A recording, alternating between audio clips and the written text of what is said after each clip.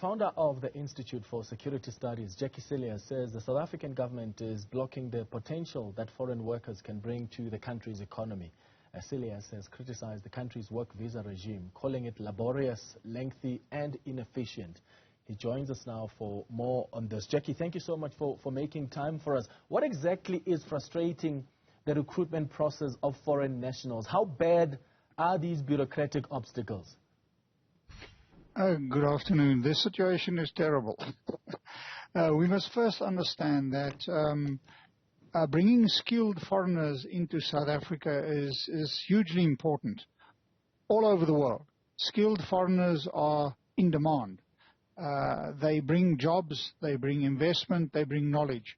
So it's very important if we want to grow the economy, as the President says he wants to do, that we attract skilled person. But what we have in South Africa is what I refer to as a punitive approach.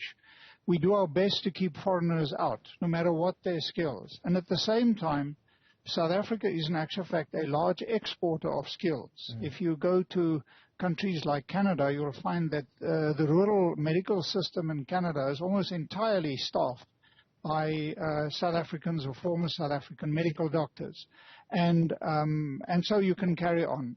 We're losing significant amount of skilled people, and yet skilled people make all the difference. They bring knowledge, they bring investment, and eventually they contribute and grow jobs. And there are a number of studies that I quote that point to this that have done by organizations such as the OECD and others. Yeah, but part of what Operation Vulindlela was established for in the presidency was to deal with such frustrations. I read about a UK-born academic who waited 2 years to get his visa, and he's going back home because his family can't even join him here. Those are the skills that we're losing. What has Operation Vulindlela been able to achieve? Because it was meant to sort of streamline the documentary requirements for these work visa applications so that you ease the burden on the applicants.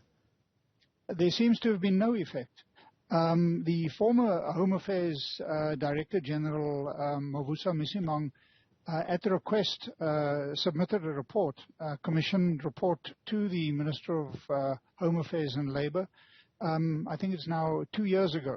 And he is exceptionally frustrated because none of his recommendations have been implemented.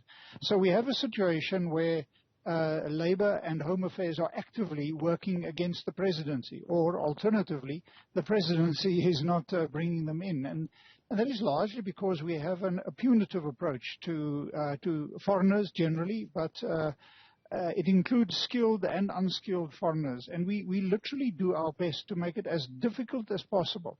I mean, the requirement list is 22 persons into South Africa. And then we have a list that tries to identify, I think it's 140 critical skills. And what Misimang tried to do is he said, let's make the process electronic. Let's reduce the number of requirements from, I think, 21 to 8, and so on, to ease the process. But none of that has been implemented. And the country is not only losing skills, but we are actively deterring foreigners. At the Institute for Security Studies, we employ nationals from across Africa in particular. They eventually give up in frustration. Not only can they not get work permits, skilled work permits, but their spouses are not allowed to work. And since publishing that article, I've been inundated by emails from colleagues and friends, both in South Africa and elsewhere on the continent, saying, thanks very much for raising this issue, because the situation personally is untenable. One of my senior researchers, his wife eventually, emigrated to the UK, not emigrated, left to the United Kingdom. She's a nurse. He's got a PhD in economics. But because she cannot work, the family cannot be together. They've got like a 3-month-old baby. This is crazy stuff. So let's look at the impact on the economy. So when you deal with a big business, for instance, who are running these big projects, what's the impact of the delays in issuing such visas on these businesses and their projects that have the potential to help inject some growth in our economy?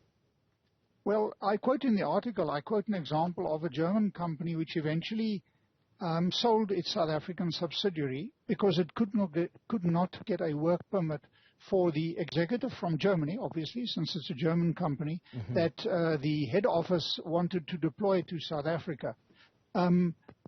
Business visas and and skilled work visas should be an administrative process. We should be opening the doors and attracting people and making it as easy as possible for them to apply, not as difficult as possible.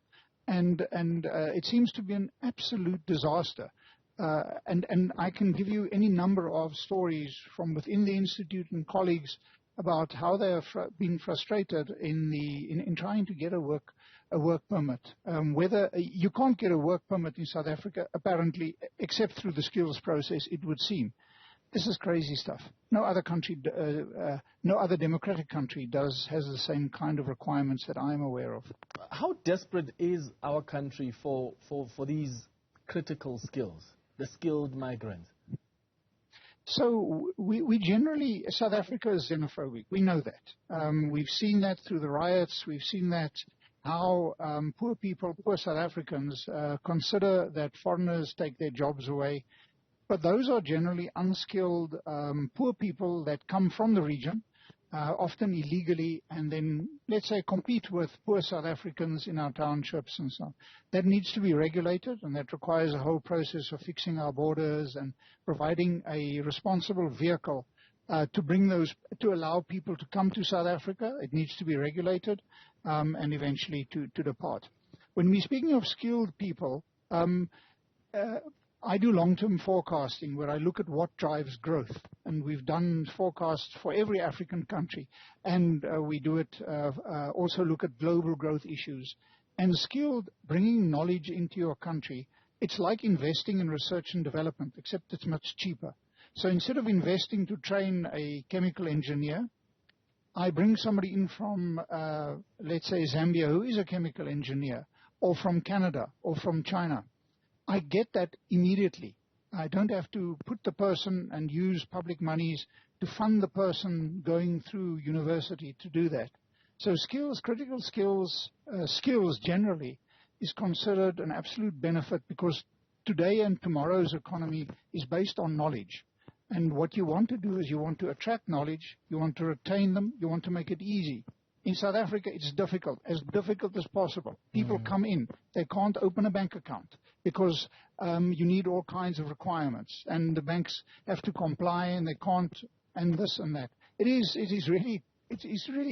amazing. And the stories you hear from colleagues who are frustrated and eventually leave are manifold. Yeah. So what is it that government can do now? Because Home Affairs says it's going to need to employ more people to clear this visa backlog. So they want more money, and the state is effectively broke.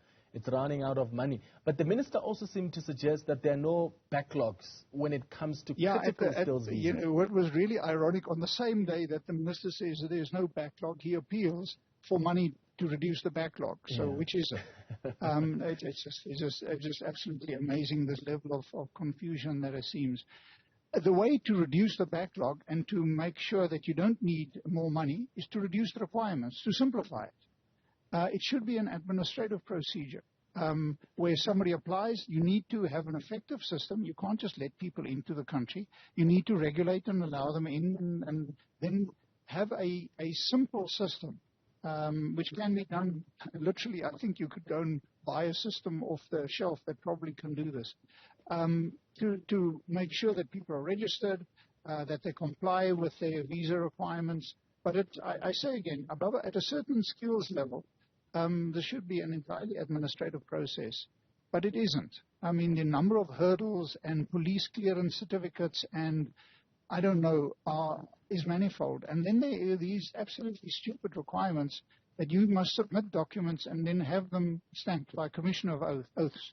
Then you scan the document and send it in. And the Commissioner of Oaths stamp only lasts for 3 months. And then after 3 months, your application hasn't been approved, and Home Affairs says you have to come in and stamp these applications. It is just trying to make it as difficult as possible. The essential problem is that Home Affairs is part of the security cluster.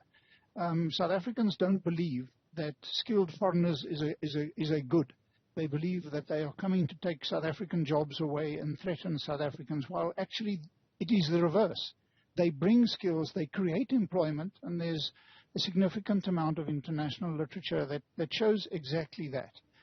So Home Affairs Labour should stop working against the presidency and get behind growing the South African economy. Growth is the most important thing that we need to achieve.